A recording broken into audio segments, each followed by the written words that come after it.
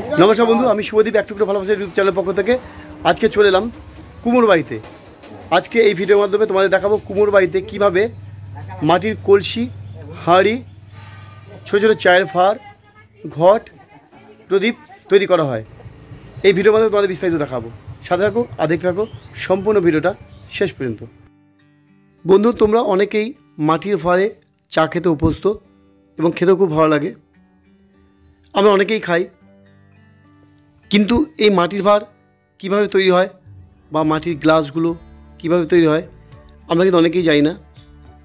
আমি এই ভিডিওর মাধ্যমে তোমাদের তাই দেখাতে চলেছি মাটির চায়ের ভাঁড় বা মাটির গ্লাস, মাটির থালা কীভাবে কুমোর বাড়িতে তৈরি হয় সম্পূর্ণভাবে আমি এই ভিডিওর মাধ্যমে তোমাদের তা দেখাতে চলেছি। কুমোর বাড়িতে কিন্তু প্রথমেই এই মাটির থালা, গ্লাস বা চায়ের ভাঁড় বা ঘট, কুজো, কলসি, হাঁড়ি পাতিল যাই কিছু বলো না কেন, এগুলো তৈরি করতে হলে কিন্তু প্রথমে মাটির প্রয়োজন হয়। খুব ভালো মাটি ভালো করে জলে ভিজিয়ে নিয়ে সেগুলোকে ভালো করে ছেনে নেওয়া হয়। তারপর সেই ছানা মাটিগুলোকে সুন্দর রোল করে রেখে দেওয়া হয় ন্যাকড়া বা ভেজা চটের মাধ্যমে ভিজিয়ে রেখে। তারপর চাকা ঘুরিয়ে, এখন অত্যাধুনিক পদ্ধতিতে মোটর সিস্টেম চাকা হয়েছে, কিন্তু আগেকার দিনের যে সমস্ত কুমোর বাড়িতে এই মাটির ভাঁড় বা থালা গ্লাস তৈরি হতো তা কিন্তু চাকাকে হাতে ঘুরিয়ে করা হতো। আমি তেমন একটা বাড়িতে আজকে এসে উপস্থিত হয়েছি। যে ভদ্রলোক এই মাটির ভাঁড় বা এই গ্লাসগুলোকে তৈরি করছে তার নাম হিমাংশু পাল। আজকে আমি তার বাড়িতে এসেছি এবং তোমাদের দেখাচ্ছি সম্পূর্ণভাবে যে কীভাবে হাত দিয়ে চাকা ঘুরিয়ে মাটির এই সমস্ত জিনিসপত্র বা হাঁড়ি পাতিল তৈরি হচ্ছে।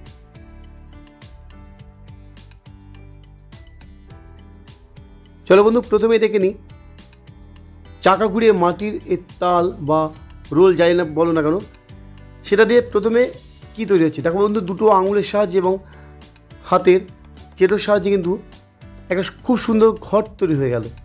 ছোট্ট এবং খুব সুন্দর কিউট একটা ঘর তৈরি হয়েছে। এরকম আরও অনেক জিনিস তৈরি হচ্ছে। আমি সম্পূর্ণ ভিডিও দেখো, এই ভিডিওর মধ্যে তোমরা দেখতে পাবে এই ঘট, চায়ের ভাঁড়, গ্লাস, বিভিন্ন সাইজের হাঁড়ি বা পাতিল যাই বলো না কেন সবই কিন্তু শুধুমাত্র দুটো আঙুলের ফর্সা করে কিন্তু হাতের চেটো ব্যবহার করে কিন্তু তৈরি হয়ে যাচ্ছে।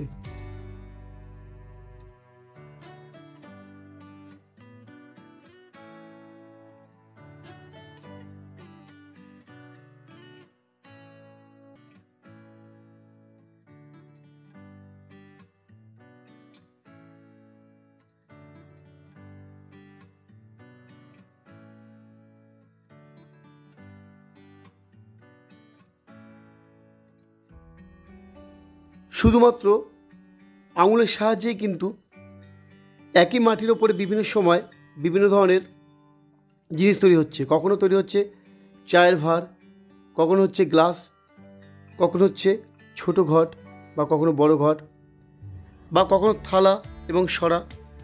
বিভিন্ন ধরনের জিনিস কিন্তু তৈরি হচ্ছে একই পদ্ধতিতে, শুধু দুটো আঙুল এবং চেটো বিভিন্নভাবে ব্যবহার করে।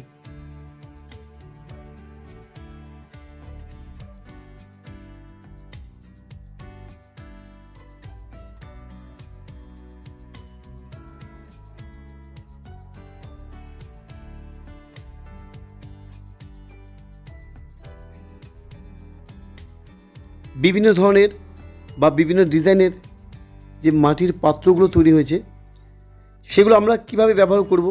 কাঁচা মাটি যদি আমরা ব্যবহার করতে যাই তাহলে তো অবশ্যই তা জল বা গরম কিছু পড়লে ভেঙে যেতে পারে। সেগুলোকে কিভাবে ব্যবহার করা হয় বা ব্যবহার করার যোগ্য করে তোলা হয় চলো বিস্তারিত এবার আমরা দেখে নিই।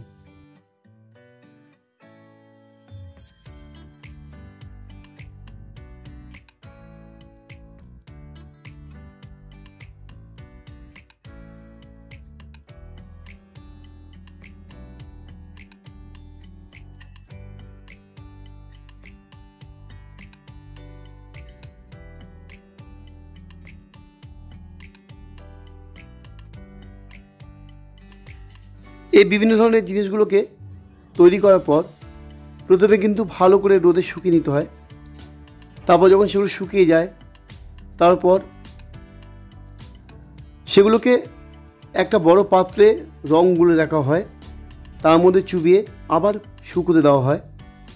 সেগুলো শুকিয়ে গেলে ওগুলোকে পুন জ্বালিয়ে কাঠ বা ছোটো ছোটো কাঠের টুকরো কিংবা খড় দিয়ে পুন তৈরি করে তার ভেতর সাজিয়ে পোড়ানো হয়। একদিন পর যখন সেগুলো ঠান্ডা হয়ে বার করা হয় তখন তৈরি হয় কিন্তু মাটির সেই সুদৃশ্য জিনিসগুলো, যেগুলো আমরা প্রতিনিয়তই ব্যবহার করছি।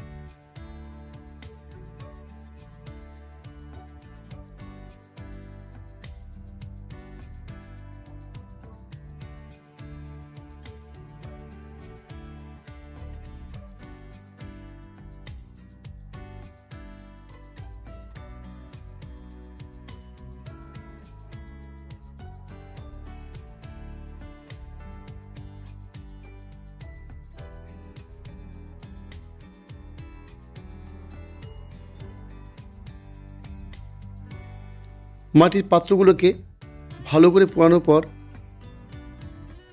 তাপ বের করে নিয়ে এসে এইভাবে সাজিয়ে রাখা হয় বাজার দর করার জন্য, এবং বিভিন্ন দোকানে পাইকারি দেওয়া হয় এগুলো বিক্রি করার জন্য।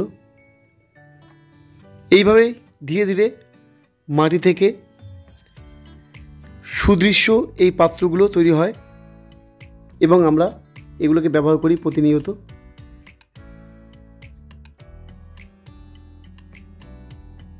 বন্ধু, এইভাবে ধীরে ধীরে তৈরি হয়ে গেল মাটির তৈরি বিভিন্ন সাইজের গ্লাস, মাটির ভাঁড়, থালা,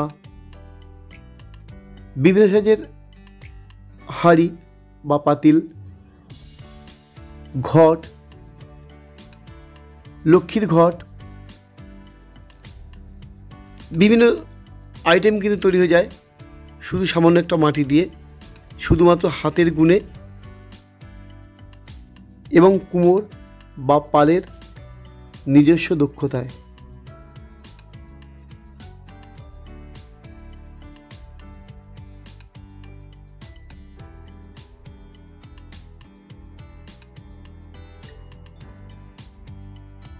বন্ধু, যদি ভিডিওটা ভালো লাগে তাহলে অবশ্যই আমার চ্যানেলটিকে সাবস্ক্রাইব করবে, বন্ধুদের কাছে প্রচুর শেয়ার করবে, আর অবশ্যই ভিডিও লাইক দেবে। তাহলে আজ রাখি, আবার কিন্তু দেখা হচ্ছে আমার পরবর্তী কোনো ভিডিওতে। ততক্ষণ সবাই ভালো থাকো, সুস্থ থাকো, নমস্কার।